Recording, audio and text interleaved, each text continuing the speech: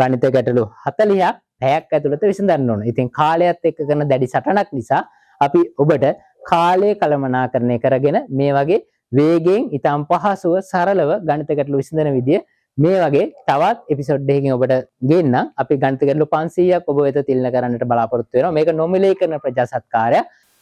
ආයිබෝවන් ශ්‍රී ලාංකීය උරුමය ලොවට ගෙන යන ඩිජිටල් සන්නාමය අරුම ටීවී YouTube නාලිකාවෙන් තවත් ඔබ වෙත තිලන කරන ප්‍රජාසත්කාරයක් ගණිත ගැටලු 500ක් අපේ ආදරණීය පහේ පොඩ්ඩන්ට ගෙන එන ප්‍රජාසත්කාරයේ දෙවෙනි එපිසෝඩ් එකටයි මේ ඔබ එකතු වෙලා ඉන්නේ. ඉතින් අද අපි තවත් සුවිශේෂී ගානක් ගෙනාවා. මේක වෙනස් විදිහේ ගානක්. ඔයාලා මේ විදිහේ ගණන් ගොඩාක් හදලා ඇති. ගොවිපළක සිටින සත්තුන්ගේ පාද ගණන කියලා ඒ ගොවිපළේ ඉන්න සතුන් ගණන හොයන ගණන් හදලා ඇති. ඒ වගේම රත ගාලක නවත්වලා තියෙන වාහනවල ඇති රෝද ගණන කියලා වාහන ගණන හොයන ගණන් හදලා ඇති. ඒවා හැබැයි ඔයාලා රවුන්ඩ් වෘත්ත ඇඳලා එහෙම හදලා ඇති. දිග විදියට වෙලාගත වෙන විදියට හදලා ඇති. නමුත් අද අපි ඒ වගේ වෙනස් ගානක් වෙනස් විදියකට හදන්න අපි ඔයාලට කියලා දෙන්නයි හදන්නේ. බලන්න අද අපි ගෙනාපු ගාන ක්‍රිකට් තරගයකදී එක් ක්‍රීඩකයෙකු පන්දු 12ක් තුල ලකුණු 64ක් රැස් කරන ලදී. ඔහු එල්ල කළේ 6 පහර සහ 4 පහර පමණක් නම් ඔහු එල්ල කළ 6 පහර ගණන සහ 4 පහර ගණන වෙන වෙනම සොයන්න කියලා තමයි අපි අද ඔබට ගෙනෙන මේ ගණිත ගැටලු 500 දෙවෙනි ගණිත ගැටලුව. හරි. ඔයාලා මේ ගණන් මෙහෙම මේවා ආවම ඔයාලා හදලා ඇති මෙන්න මේ විදියට. මෙන්න මෙහෙම පන්දු 12ක් නිසා මෙහෙම වෘත්ත 12ක් ඇඳලා කොහොම 4 පහර වලට 4 ඒවා ඇඳලා මෙහෙම කරලා ඇති.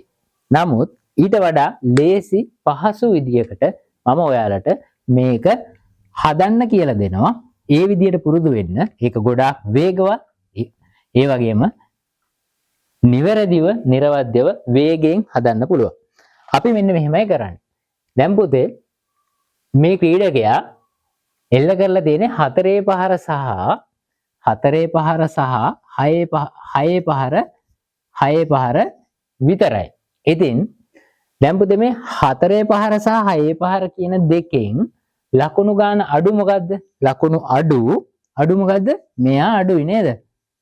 4 පහර ගන්න අඩුයි, 6 පහර ගන්න වැඩි. 6 පහරකට තියෙන ලකුණු ගන්න වැඩි. ඉතින් ඒක නිසා අපි මේ පන්දු 12ටම එල්ල කළේ පන්දු 12ටම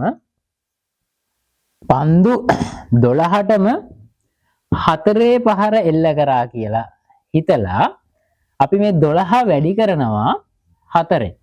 12 4න් වැඩි කරාම කීයද? 12 4 48යි. දැන් ඔක්කොම ලකුණු කීයක් කරන් තියනවද? මුළු ලකුණු කීයක් කරන්ද? මුළු ලකුණු 64ක් නේද? 64න් මේ 48 අඩු කරනවා. කීයක් ඉතුරු වෙයිද? 4න් 8ක් බෑ. ඒක නිසා මේ පැත්තේ එකක් ගත්ත 14යි. 14න් 8ක් අඩු කරාම 6යි. එතන මෙතන 5යි 5න් 4ක් අඩු කරාම 1යි. දැන් මුද මේ 4 සියලුම පන්දු වලට 4 පහර එල්ල කර ASCII සැලකුවොත් ලකුණු 48ක් මෙතෙන්ට අයින් කරන්න වෙනවා. නමුත් තව ලකුණු 16ක් ඉතුරු වෙන්නේ. දැන් පුතේ අපි බලන්න ඕන මෙන්න මේ 4 පහර ගණන සහ 6 පහර ගණන අතර වෙනස. ඒ කියන්නේ 6න් 4ක් අඩු කරාම කීයද? 2යිනේ. ඒක නිසා මෙන්න මේ ඉතුරු ලකුණු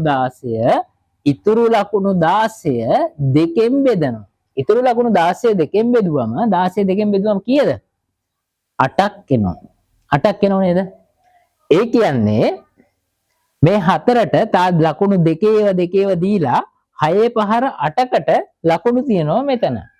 ඒකෙන් අපිට අනුමාන කරන්න පුළුවන් 6 පහර ගණන 6 පහර අපි ගන්නවා 8ක් කියලා. 6 පහර 8ක් කියලා. දැන් පුතේ ඔක්කොම පන්දු 12යිනේ. ඔක්කොම පන්දු 12ක් නිසා ඒතර 12න් 8ක් අඩු වුණාම කීයද?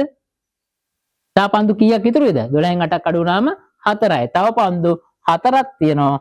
ඒ පන්දු 4ටම 4 පහර තමයි එල්ල කරලා තියෙන්නේ. අපි කොහොමද එහෙම කියන්නේ?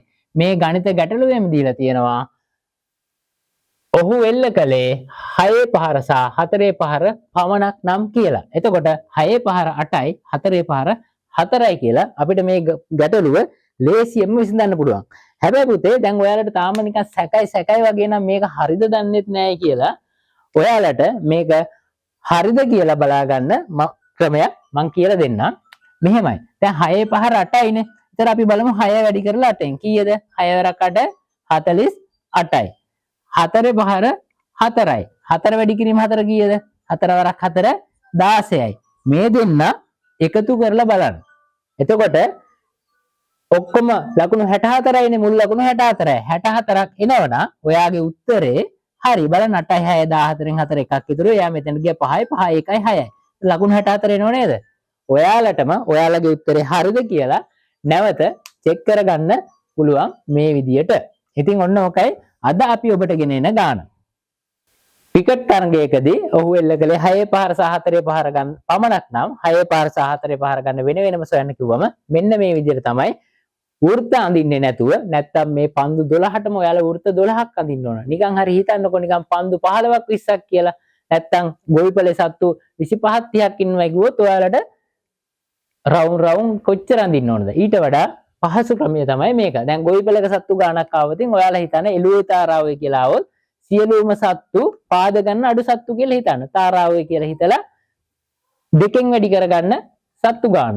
එහෙම තමයි මුළු සතුන් ගන්න දෙකෙන් වැඩි කරලා ඊට පස්සේ එන ගාන මේ විදිහට මෙන්න මේ ක්‍රමයට ආදේශ කරලා හදන්න. වෘත්ත අඳින්න ඕනේ නෑ හැම විටම. මේක තමයි සරල පහසු කෙටි ක්‍රමය. ඉතින් මේ වගේ තවත් ගණිත ගැටලු කෙටි ක්‍රම ගොඩක් අරගෙන අපි ඔයාලට ඊළඟ එපිසෝඩ් එකෙන් එන්න මේ අරුන්ම ටීවී තවත් ප්‍රජා සත්කාරයක් ඔබ සැමට ආයුබෝවන්.